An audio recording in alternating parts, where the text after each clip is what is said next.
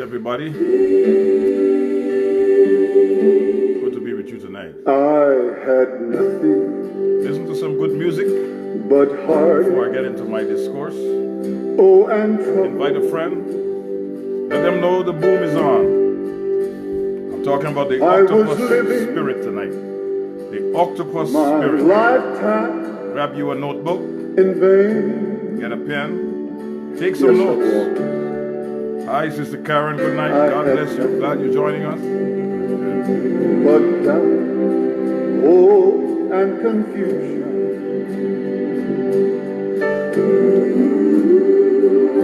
And now I have everything. Oh, yes, I do. Yes, yes. I have everything. Oh, that I need to make me happy.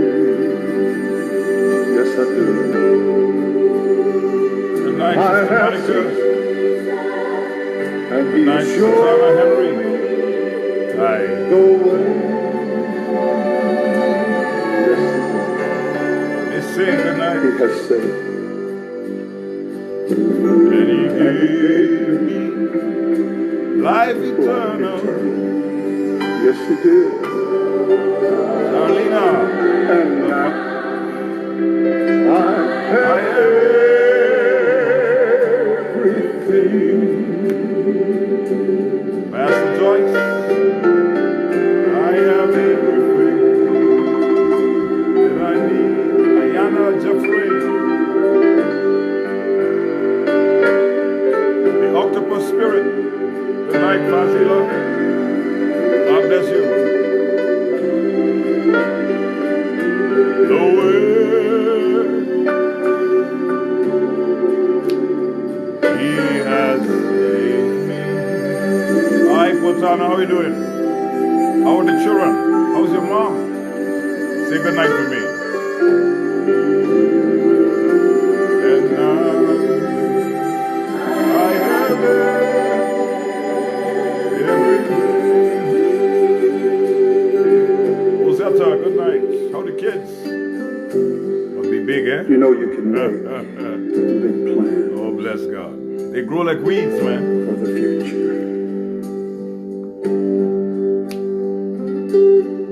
And then one day, you realize that you're living your life in vain.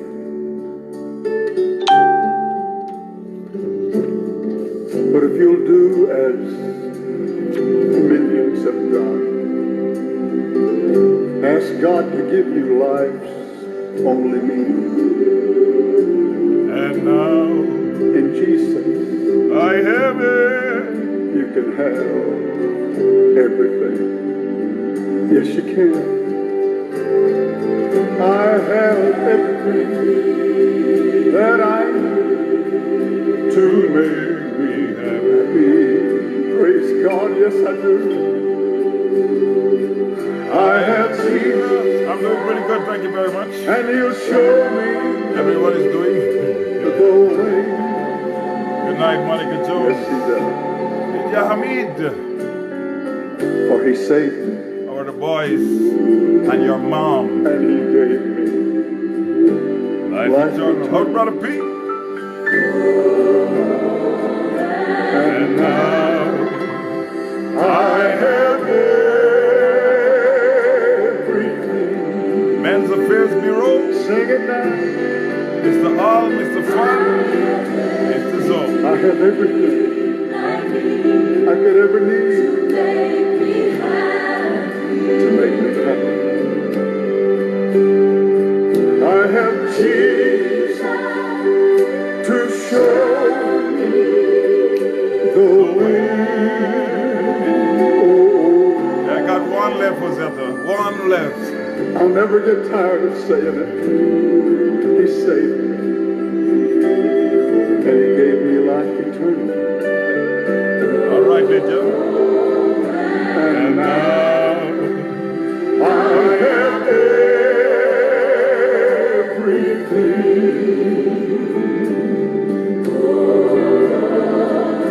And now Gail McCoy George. I right, y'all, we're about to get into it. Invite your friend, tell them the boom is on, let them hook up on Facebook.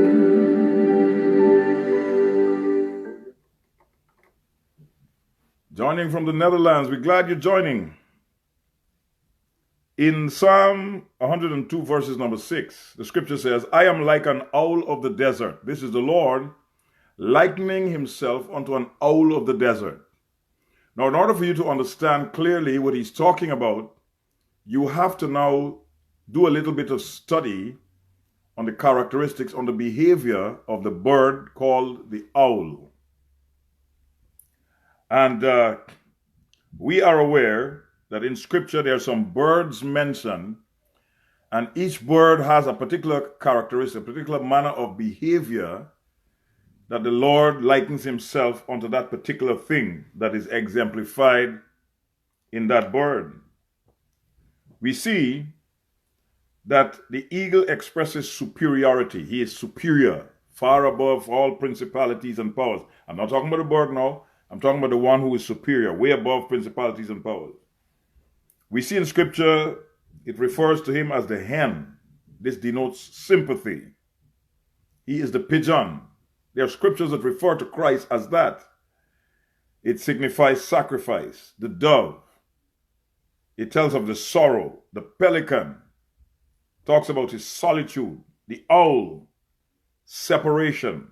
The sparrow, substitution. Something of the mysterious is always attached to divine selection, equally as much as in divine election. Election, selection. And so we see the Lord, but when God refers to himself in scripture, he refers to himself particularly in two animals: the eagle, king of birds, and the lion, king of beasts. But for tonight's discourse, we want to look at an animal, a marine animal in the marine kingdom, the octopus, and the characteristics of this marine beast, animal, has a lot of behavior. It has a lot of behavior and characteristics that puts it in the demonic realm. Or the demonic realm has a lot of the behavior of this particular marine creature. So here we go. The octopus, that's what I'm talking about. The octopus spirit, much like we talked about Leviathan, that crocodile serpent that twists things and perverts things. We talked about the python, that thing that comes on you and then begins to slowly constrict and squeeze the very juices out of you. And for tonight's discourse, we're talking about the octopus. The octopus is a ruling principality. It is not some little average, ordinary creature. It manifests itself in control, in manipulation, in intimidation.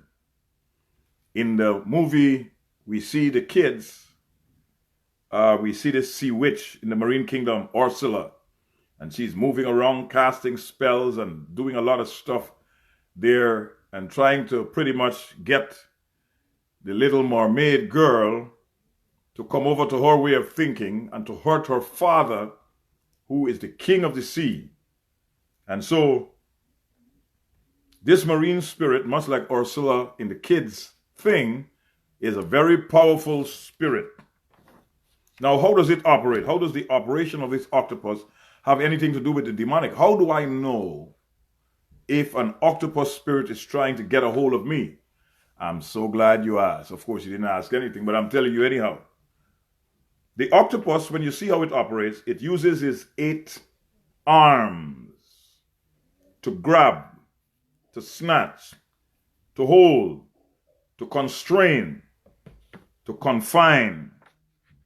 It wouldn't let go of its prey, much like the devil.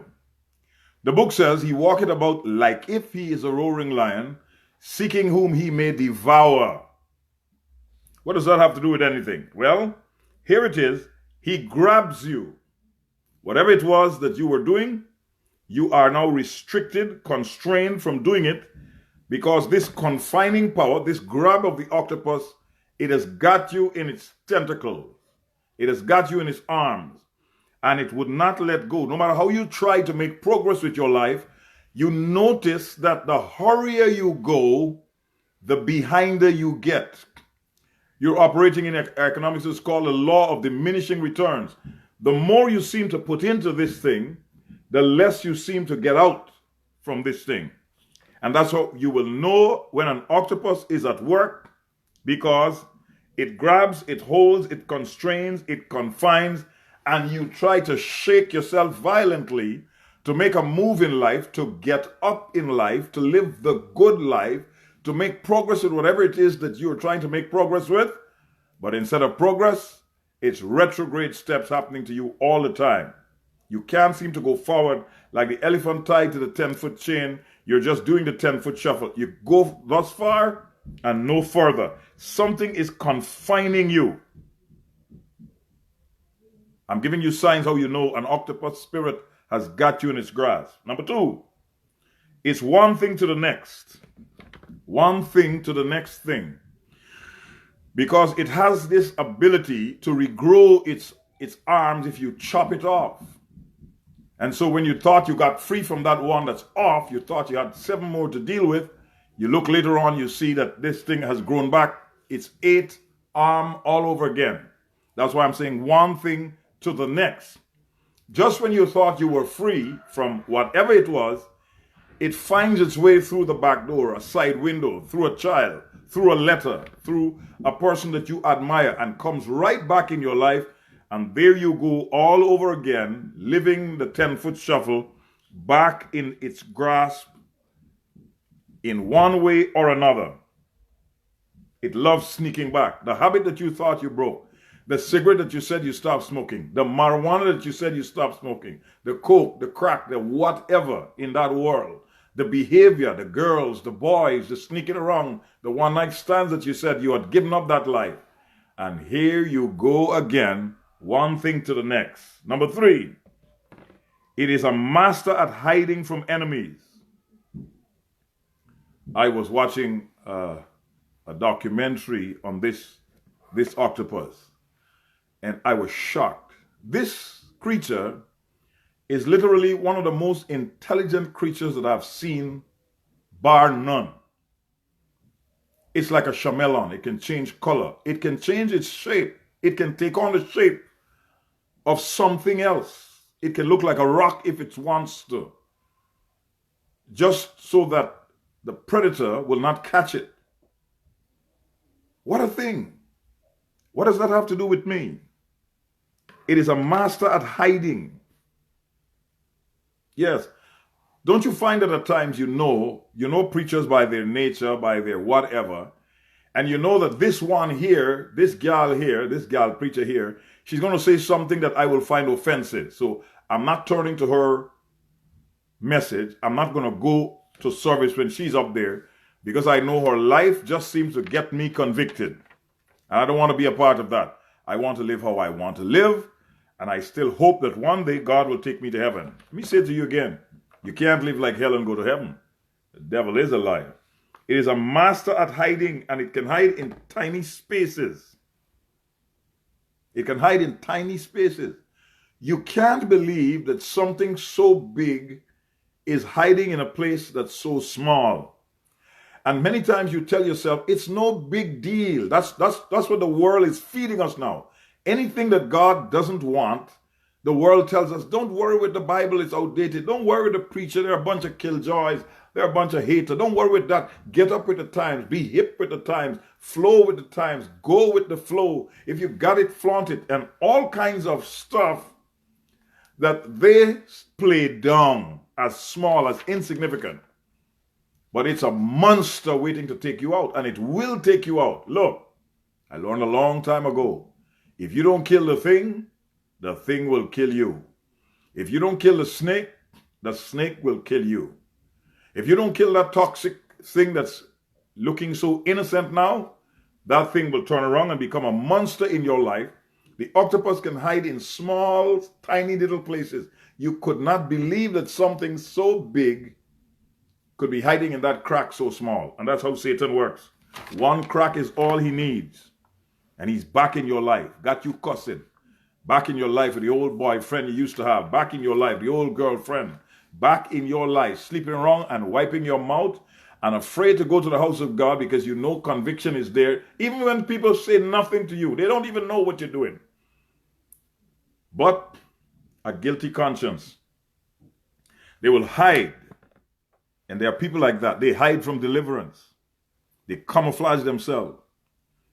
They hide from the presence of God. They hide from the red hot prayer meetings. They go to those civilian prayer meetings. Gentle Jesus, meek and mild, look upon a little child. Pity my simplicity and suffer me to come to thee for Christ's sake. Amen. Good night, everybody. This night as I lay down to sleep, I give the Lord my soul to keep. If I should die before I wake, I give the Lord my soul to take. Amen. Now I wake and see the light. God has kept me through the night.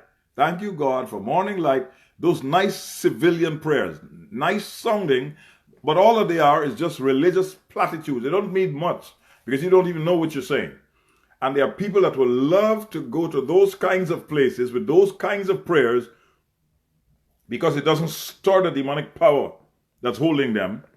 And they avoid it because they don't want to be free from that habit. This spirit is a master at blending in to avoid detection. It can change its shape. It can change its color. It's a chameleon. There are people like that. You know you're dealing with an octopus spirit when the person who has this spirit moving them, 1 minute they're crying, the next minute they're angry, the next minute they're brilliant, the next minute they're brittle. Their behavior has 1,000 different ranges because they're blending in to avoid detection. They don't want you to call their bluff. And they will be anything they have to be so as to go along, to get along. They will compromise themselves, compromise their will, compromise the word of God, anything they have to compromise just so that they can blend in to avoid detection. This spirit hates to be detected, to have the light shine on it. Yes, they will change color. They convince people, the octopus spirit, convince people that their sin is of a special kind, that grace has erased their sin, that the word of God doesn't really apply to them and it doesn't mean that much, so don't take it so seriously. Yes, they convince people. I heard this so-called reverend, and he was literally telling people to go and do as much wickedness as they could do because the blood of Jesus has washed them from all their sin. And then he said, he added the clincher. He said, if you sin today or if you sin tomorrow, the Lord knew that you would have sinned, and he made provision in his blood to wash that sin too. So tomorrow's sin is washed away. So go ahead and sin. Go ahead and... I could not believe what I was hearing. Here's a so-called reverend encouraging as much debauchery as possible. And that's how this spirit from the marine kingdom, the octopus, operates. It convinces people that their wrong behavior is not really wrong, that God didn't mean it that way, that even if he meant it, it was meant for the other people, but not for them. They have a special case of grace afforded to them, and so they needn't bother about other things that people will have to bother about. The word doesn't apply to them. It's not applicable to their situation. It means something else when it comes to them. This animal, this marine creature, uses its arms to bring the prey to its mouth. When the octopus snatches something, it brings it to its mouth, where its sharp, powerful beak begins to break down that thing before digesting it. It starts to crunch on it. It has a beak like those parrots we have in the South American jungle. But these beaks of the octopus are way more powerful than the parrot. And it'll start to crunch that thing and breaks it down. And its arms, they have some suction things attached to it there that when it snatches, you can't get away. You cannot get away. It holds you tight. You need an outside force. You need a power of deliverance to get you free from the octopus spirit. Yes, it brings the prey to its mouth where its powerful beak begins to crush it. before it digests it. Yes, it crushes it, it breaks it down.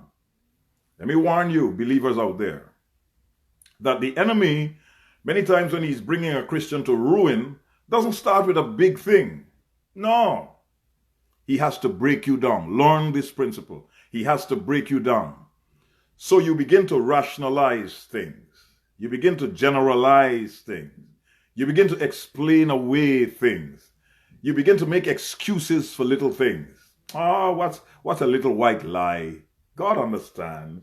What's a little white lie? God understands. I'm not staying home from the house of God many nights. But once in a while I need to stay at home to clean the house, wash the car, do the dishes. I have to have family night.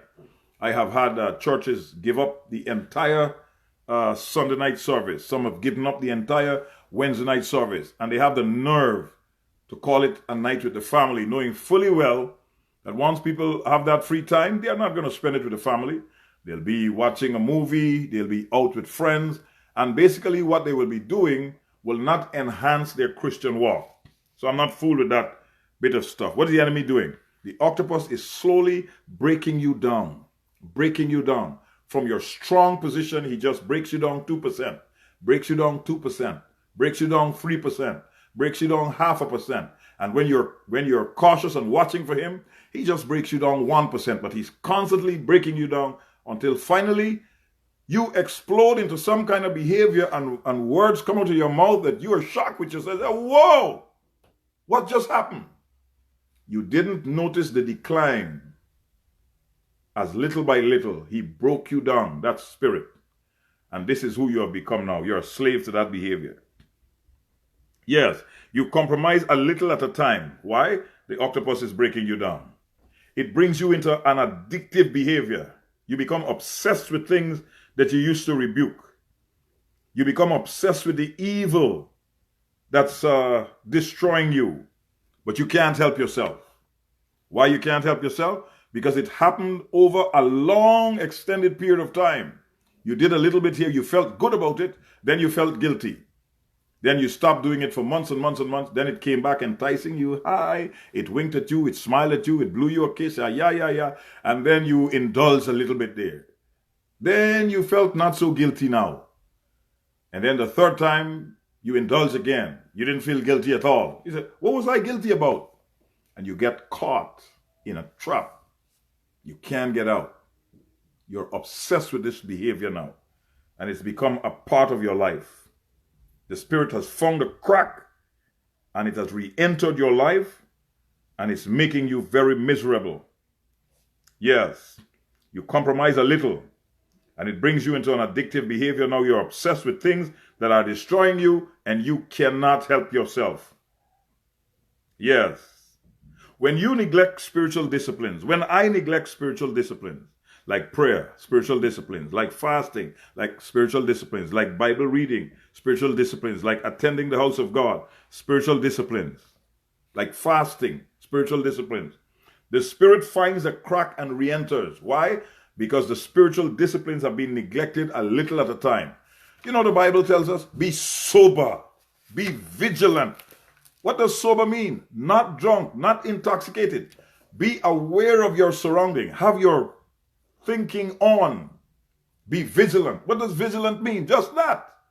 Be vigilant. Don't be sloppy about your soul. You have one soul and eternity is way too long and hell is way too hot.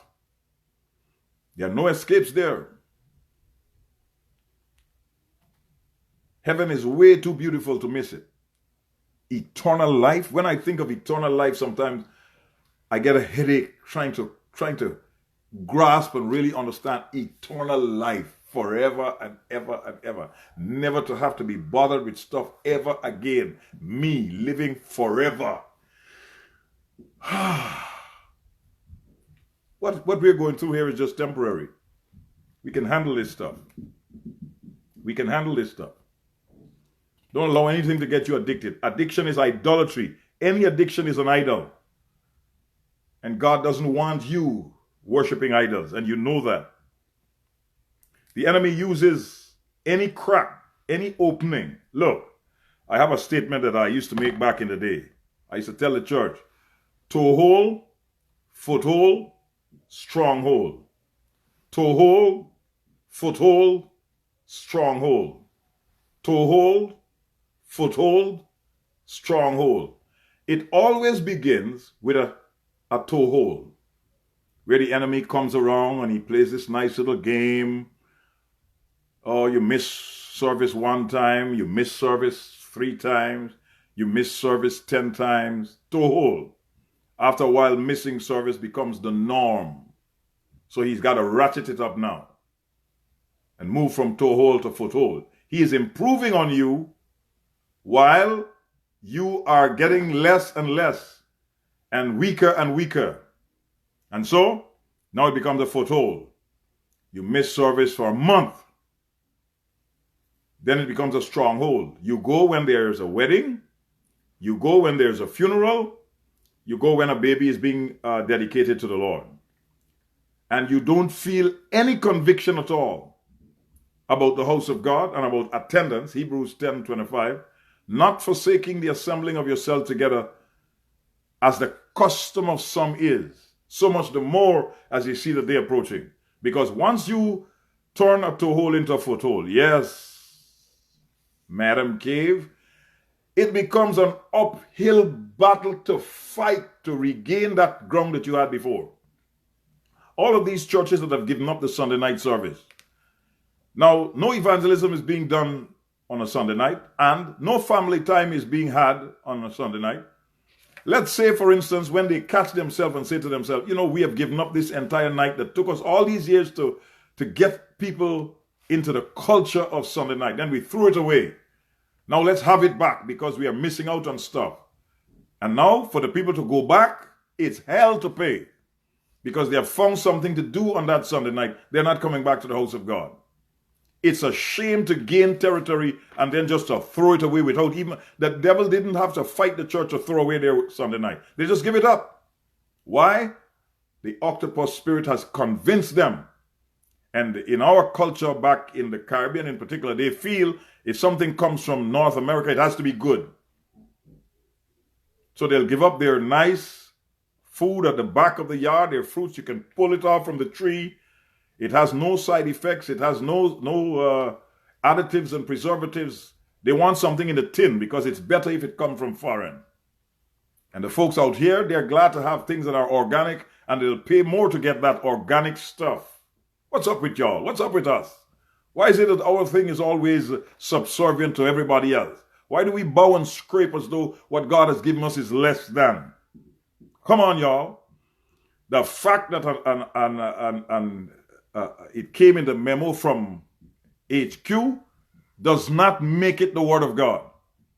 Giving up territory that people fought so hard and so long to establish is a crying shame that the church has allowed this octopus to convince them that they should throw away the Sunday night service. I get angry every time I think of that. Devil is a liar. When you neglect spiritual disciplines like fasting and prayer, this enemy has found a crack and it's hard to get back. It's going to be hell to pay to gain back that Sunday night. I doubt whether they'll be able to do it. You don't give up territory that you fought so hard to gain. You do not give up territory. You do not give up territory. Not one blade of grass. You know what I'm talking about. Not one drop of water, or should I say oil. You do not give up territory. You do not give up territory.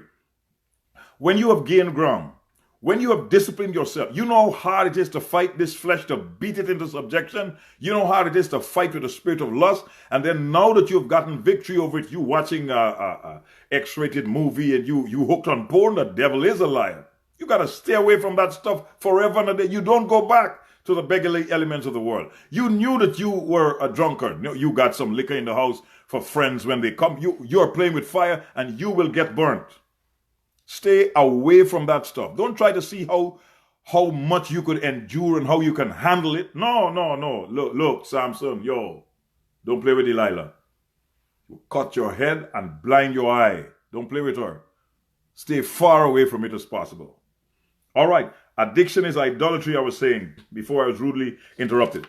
The enemy will use any crack to build a stronghold. Toehold, foothold, stronghold. Toehold, foothold, stronghold. This animal, this spirit, will wiggle its way and grab that person and then breaks them down slowly, and after a while renders them powerless to get free.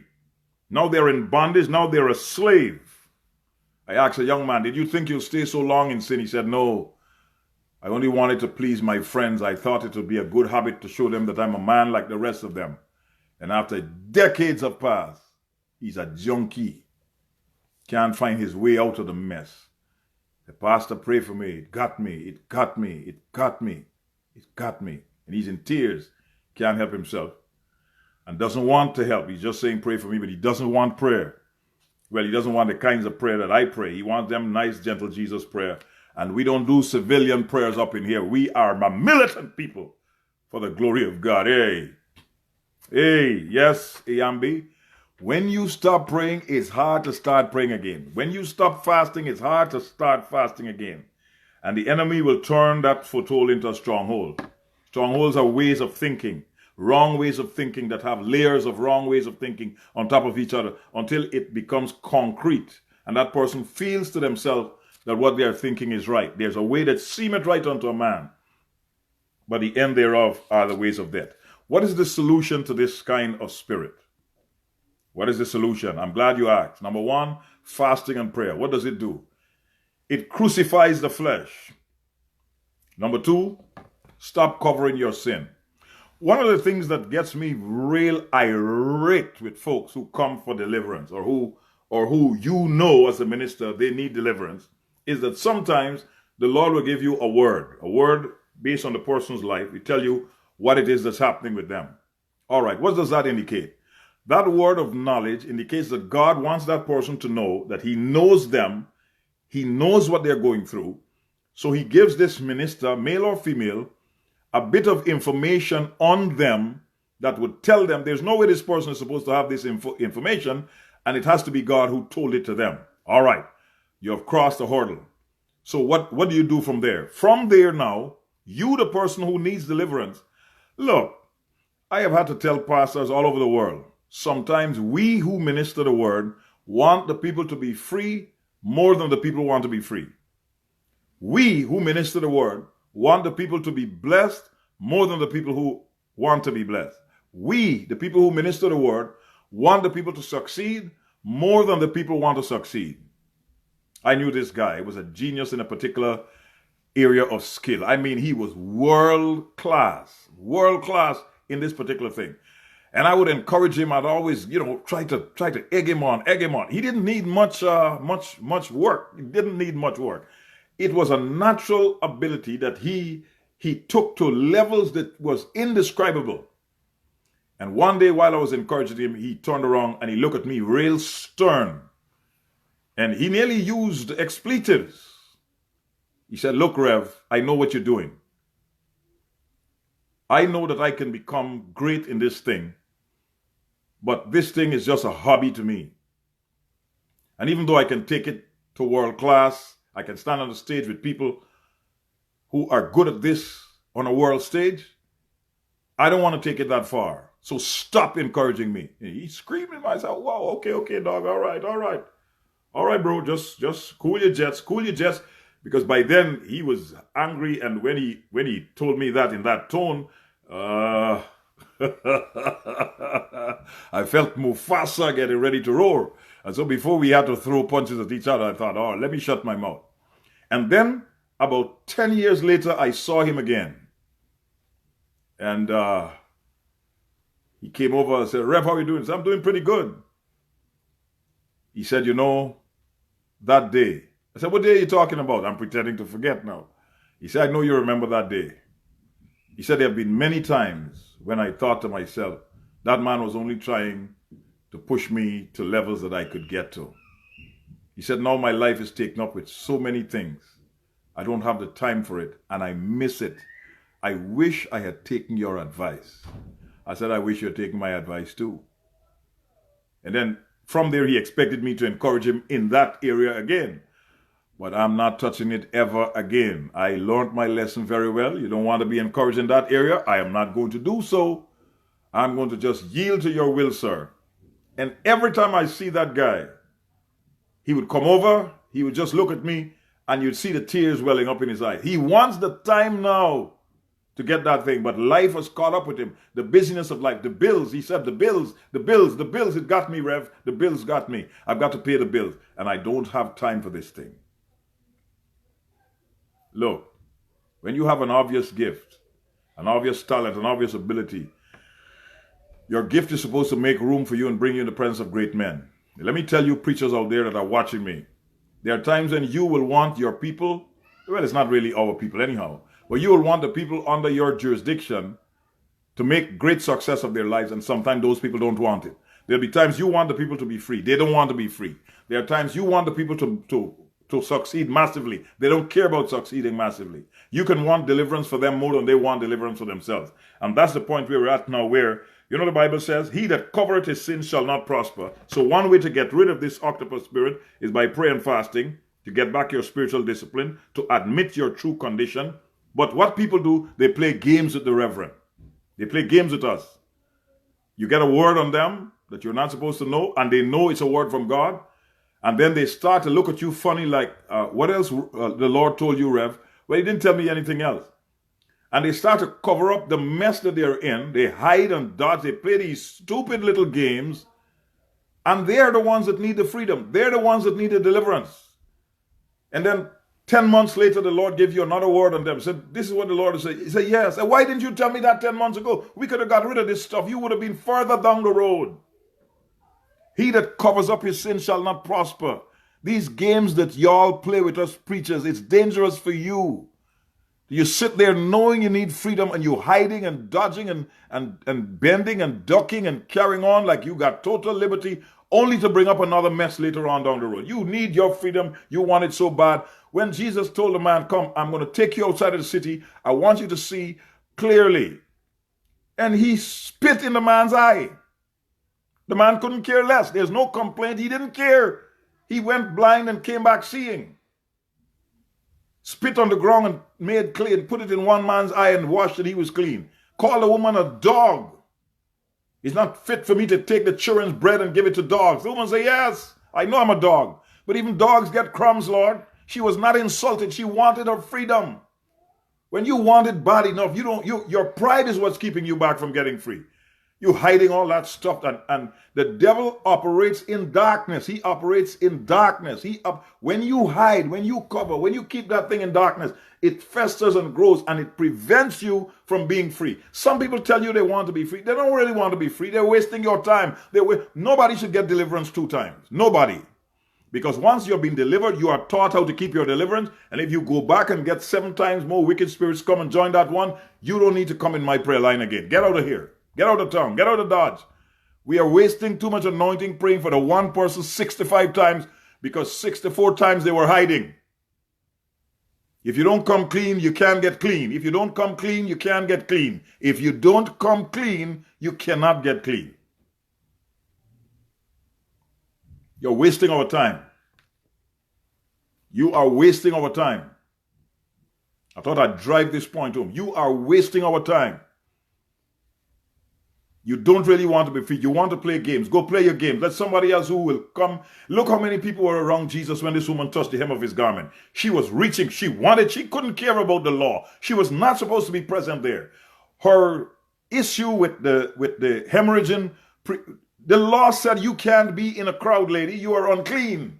She didn't care about that. When you want your freedom, when you really want your freedom, you don't care who thinks you're clean or who thinks you're unclean. She touched the hem of his garment. She was not supposed to touch a rabbi at that. No, she broke all the rules. When you really want to be free, you will break some rules. Like what? Like laying it all at the table. Coming back next week for deliverance again. Coming back next week for deliverance again. Coming back. You need to be delivered from deliverance. Because you don't really want to be free. You just want to waste our time. And we're tired of that mess. And in case pastors out there are not tired of that mess, I'm telling you, they are tired, and if they weren't tired before, they can get tired tonight. Because I'm blowing the trumpet in Zion. Satan can only operate in darkness. As long as you're hiding, you are in darkness. And he's playing games with you. And you're playing games with him, and you can never be free. You stay there for years and years and years when you could have been delivered the same day you got saved, the same day you can get delivered. The same day you got delivered from that, you could have gotten delivered from everything else, But you didn't want all of the deliverance because you were hiding, you were ashamed, yeah. Your pride is what's keeping you from being free. Nothing else. Your pompous behavior, your pompous, prideful, egotistical attitude, that's what's keeping you from being delivered. Somebody needs to tell you that, and I'm glad I'm the somebody. You're too pompous to get delivered. You're too haughty to get delivered. You're too proud to get delivered. You don't really want to be delivered. You're playing games. Get out of my prayer line. Get out of the line. Let somebody who wants to be free, let them come. Woo, that was a mouthful, wasn't it? Lord have mercy. This octopus spirit, you can get free from it by fasting and prayer. And since it's a marine spirit, don't be drinking too much liquor, too much water, too much liquid. Stay away from that. You're not feeding that spirit. You're starving it. He that covereth his sin shall not prosper. You can be free and get back into the same pattern all over again, except this time it's 7 times worse. When you get free, stay free. When you get free, stay free. This octopus spirit works with Jezebel. It works with witchcraft. It works to bend the mind.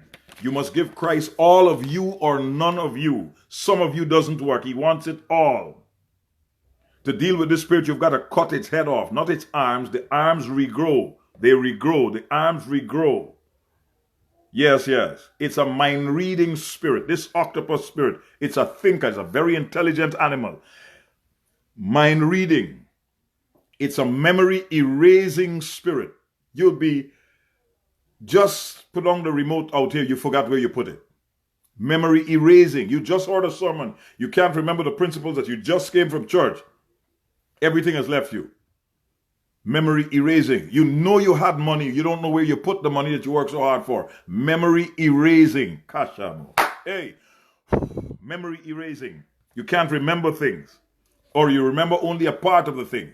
You dreamt and can't remember the dream. Or you just remember a part of the dream that's not significant. Yes. Memory erasing. You forget where stuff is. You can't remember important stuff. It's a mind blinder. This spirit is a mind blinder. If you're going to capture an octopus, what it does, it releases some ink into the water. It does a quick thing, squirts some ink, and with its 8 legs, arms, whatever, it creates that little dirty water looking type thing there, and you can't find it anymore. You can't see it. Then it scurries off into another place while you're busy trying to work out through the ink that it has squirted. It's a mind blinder. It makes you unable to see. It's a mind blocker. It comes to control your thought process. Yes, it's a mind eraser. It wipes good things of the scripture from off of your memory. It's a confusion bringer. There's always chaos and commotion when this spirit is in operation. That person enters a room and before long chaos breaks out. Why? Because that spirit is operating through them. Now this spirit is a marine spirit, but the good news is Jesus walked on water. He walked on water. One time the winds and the waves were boisterous. He spoke to the wind and wave and said, "Peace, be still." And what happened? There was a great calm. The place where this spirit operates, Jesus walks on top of it. He's the master. I know the master of the wind. I know the maker of the rain. He can calm the storm and turn the kind again. I know the master of the rain. Yeah, he can calm the storm and cause the sun to shine again. I know the master of the rain. He's the master of the rain. The Lord is. He's the master of the wind and the waves. The Lord is. He walks on top of the sea, on top of the ocean, on top of the waters. We're going to pray. Now, stay tuned because I'm going to be back again with another teaching of some other subject matter. Are you feeling it, brother? I'm on fire tonight. I might as well do this and hit the ground running. Yes, what am I talking about? I'm talking about signs of a marine spirit. We are on the move, so stay tuned. We're talking about signs of a marine spirit next. We're going to pray now. Father, in the name of Jesus, every person who is under the influence of the octopus spirit that has them erasing memory, wiping things from their mind, causing them to be in a state of confusion, causing them to not remember important things. blinding their mind, blocking their mind, erasing information from their mind, creating confusion. Let them understand that the Lord walks on water. He walks on the thing that they live in. He's the master of the wind and the maker of the rain. May the blessing and favor of God be upon you and yours. To the glory of God, I have prayed in the powerful name of Jesus. Get your deliverance and stop playing games. Amen. I'll be back in a very short moment. Stay tuned. Hi, Tracy. How are you doing, girl? Julius, I lost the CD, man. I don't know what happened to it. God bless you. Where could I go but to the Lord? Sing it just one more time. Where could I go? Where could I go? Seeking a refuge for my soul.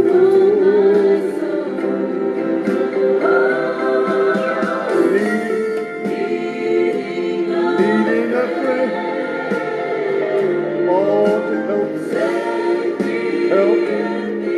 the Somebody tell me, where could I go but to? I had to go to wardrobe. Woo-wee. Where could I go but to